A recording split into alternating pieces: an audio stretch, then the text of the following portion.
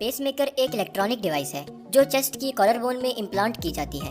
ये device mild electric pulses generate करती है जो कि स्किन में मौजूद वायर्स के थ्रू हार्ट तक पहुंचती हैं और इरेगुलर हार्ट बीट को नॉर्मल करती हैं। पेसमेकर डिवाइसेस 3 किस्म की होती हैं, जिनमें single chamber pacemakers, dual chamber pacemakers और बाइवेंट्रिकुलर पेसमेकर्स शामिल हैं। सिंगल चैम्बर पेसमेकर सिर्फ राइट वेंट्रिकल को पल्स प्रोवाइड करते हैं।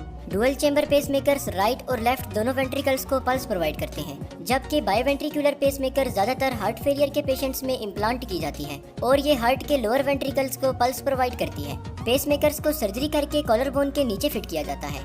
पेसमेकर की सर्जरी की 3 वजूहात हो सकती हैं, जिनमें कंजेनिटल हार्ट डिफेक्ट्स का होना, साइनोएट्रियल नोड्स का खराब हो जाना और स्ट्रेस वगैरह से हार्ट बीट का एबनॉर्मल होना शामिल है। साइनोएट्रियल नोड्स, जिन्हें नेचुरल पेसमेकर्स भी कहा जाता है, हार्ट के राइट एट्रियम में मौजूद होते हैं।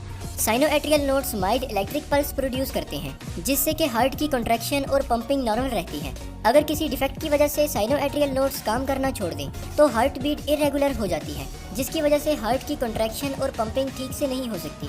ऐसी कंडीशन में स्किन के नीचे वायर्स डाल के हार्ट को कॉलर बोन में इम्प्लांटेड पेसमेकर के साथ कनेक्ट किया जाता है। इस तरह पेसमेकर डिवाइस जब इलेक्ट्रिक पल्सेस जनरेट करती है तो वो वायर्स के थ्रू हार्ट में जाती है और हार्ट की कंट्रैक्शन और पंपिंग को नॉर्मल करती है। इसके अलावा कुछ जेनेटिक डिफेक्ट्स जैसा कि कोरोनरी आर्टरी डिजीजेस वगैरह भी हार्ट रिदम को डिस्टर्ब करती हैं। ऐसी कंडीशंस में भी पेसमेकर डिवाइसेस इम्प्लांट की जाती हैं। पेसमेकर्स के पेशेंट्स में अक्सर हीमोथोरैक्स होने के चांसेस होते हैं। हीमोथोरैक्स एक ऐसी कंडीशन है जिसमें लंग्स और चेस्ट के दरमियान मौजूद स्पेस में ब्लड जमा हो जाता है।